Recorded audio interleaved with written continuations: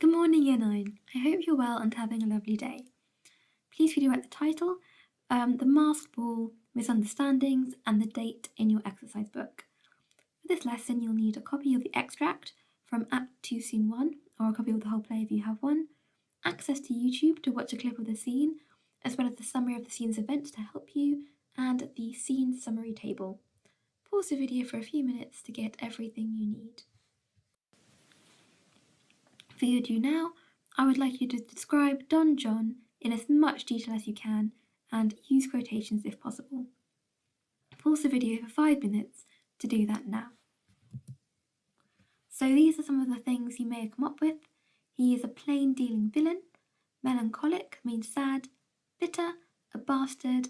By that, of course, I mean he was born out of wedlock, outside two people who were married, a married family. He's desperate to cause harm or problems to anyone, and he is evil. If you didn't get these, please jot them down now. Okay, so I'd like you to complete the scene summary sheet for Act 1. So before we move on to Act 2, let's take some time to make sure we're clear about everything that happened in Act 1. The scene summary sheet has divided action into various different plot lines. You might want to return to the summary videos to help you. So pause the video for 10 minutes to complete this sheet. Okay, so this is what you should have written. Act 1, Scene 1, Benedict and Beatrice, first argument. We get a sense that they like each other even though they trade insults. Act 1, Scene 1, Hero and Claudio. Claudio sees Hero and decides he wants to marry her. Mentions this to his friends. Don Pedro plans to help by wooing Hero for Claudio at the ball. Then you've got Act 1, Scene 2, Hero and Claudio. Hero's father is told that Don Pedro wants to woo her. Then Act 1, Scene 3, Don John hears that Don Pedro is going to woo Hero for Claudio and plots to cause problems. So please make sure you have this all written down in your summary sheet. Okay, I'd like to watch this clip from Act 2, Scene 1, The Masked Ball. Write down your first impressions about why masks are important in this scene. Pause the video for 10 minutes to do this now. So the start of the scene reminds us of Don John's moody nature. Was not Count John here at supper? I saw him not. How tartly that gentleman looks! I never can see him, but I'm heartburned an hour after. He is of a very melancholy disposition. You were an excellent man, that were made just in the midway between him and Benedict.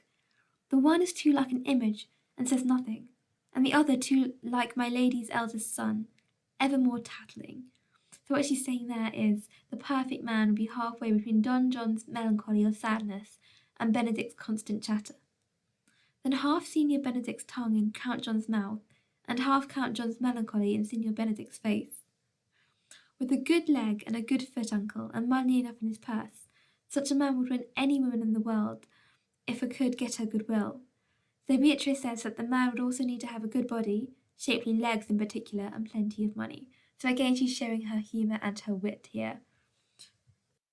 So this leads to more conversation about Beatrice's ideal man. So I could not endure a husband with a beard in his face. Then she said, he that hath heard a beard is more than a youth, and he has no beard is less than a man. And he that is more than a youth is not for me, and he that is less than a man, I am not for him. And then she says, get you to heaven, Beatrice, get you to heaven. Here is no place for you maids. There live we as merry as the day is long. So Beatrice is saying she doesn't want a husband with a beard, as it would scratch her face. She doesn't want a husband without a beard, because he would be too young. And at the end she says she will not marry and will go to heaven as a maid, meaning an unmarried virgin. So Beatrice is very picky and doesn't plan to get married, substantiating or further supporting what she said earlier in the play. So Hero is presented as the opposite to Beatrice, though notice how she doesn't even speak. So, well, niece, I trust you'll be ruled by your father. This is said to Hero, but she doesn't respond. So Antonio's Hero's uncle suggests that she will be ruled, she will be following orders, ruled by her father. If the prince do solicit you in kind, you know your answer. So Leonardo gives a clear instruction to his daughter. You know your answer. She has been told what it should be. There's no discretion, there's no opportunity for her to make her own choice.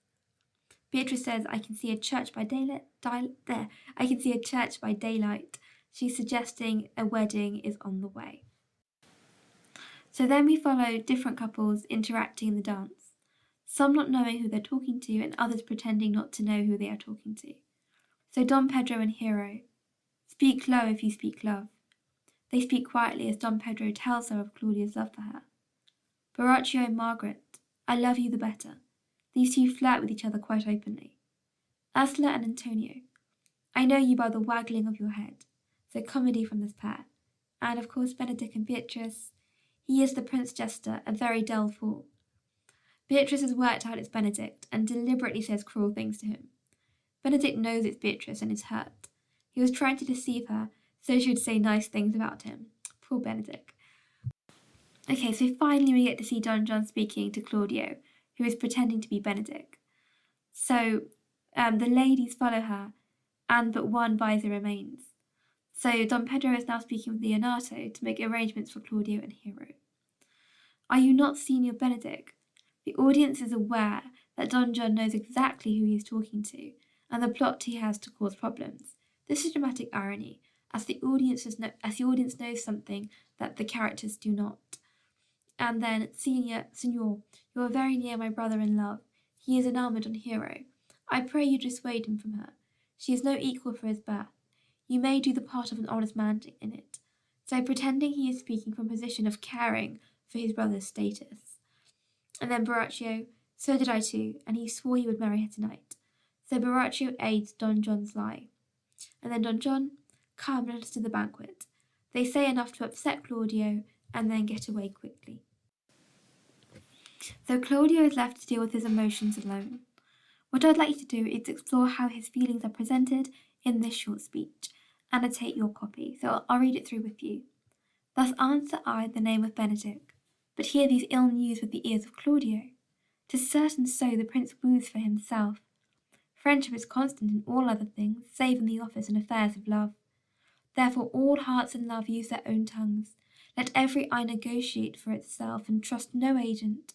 For beauty is a witch, against whose charms faith melteth into blood. This is an accident of hourly proof, which I mistrusted not. Farewell, therefore, Hero. Pause the video for 5 minutes to annotate this. So these are the key things you may have picked out. This is a soliloquy, a short speech on stage, alone, where the character voices their internal thoughts to the audience. So certain, Claudio is immediately convinced by Don John, even though he should trust his friends over him. This foreshadows his later willingness to believe him over the person he loves. Even though Claudio says he will trust no agent, he will make similar mistakes again. So a point to note about Claudio, he's easily taken in, he's easily deceived by people, especially Don John, over people he loves and cares about. Definitely a weakness in his character. Claudio believes that love trumps friendship, as its constancy can be disrupted by someone in love. Claudio now realizes he should have spoken for himself, used their own tongue. Hero's beauty is now blamed for bewitching Don Pedro. Female sexuality and temptation links us back to Eve and the Garden of Eden, so make sure you've written the annotations on the slide on your extract. So what function do masks have in this scene? Make use of the notes of masks. Pause the video for 5 minutes to do that now. So masks are worn for two reasons in Much Ado About Nothing: to deceive and to hide one's true feelings. Examples of this: Don Pedro wears a mask to woo Hero for Claudio, Benedict wears a mask to find out Beatrice's feelings about him, and Claudio uses his mask to pretend to be Benedict and hear whatever Don John has to say. In these cases, masks are symbols of insecurity. Claudio worries he will not be able to adequately woo Hero, so he sends a masked Don Pedro to do the job. Benedict is equally afraid to ask Beatrice how she feels about him face to face, but he feels safer doing so behind the anonymity of the mask. In a sense, the masks function as shields, protecting male vanity from female scorn. Don John makes use of the mask to deceive Claudio, pretending he thinks he is Benedict and so openly speaking about how Don Pedro likes Hero. Claudio then hides his feelings by not revealing who he really is until he's alone, then sharing his feelings in the soliloquy. So finally, reflection. Why are masks important?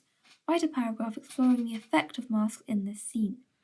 Consider the impact on the audience, as well as the way it impacts the plot. Make sure you have included evidence from the text as well. So pause the video to do this final task. Okay, so well done for your work today. Next time we'll read the rest of Act 2, Scene 1, and we'll see how things work themselves out. So thank you very much, and I'll see you next time.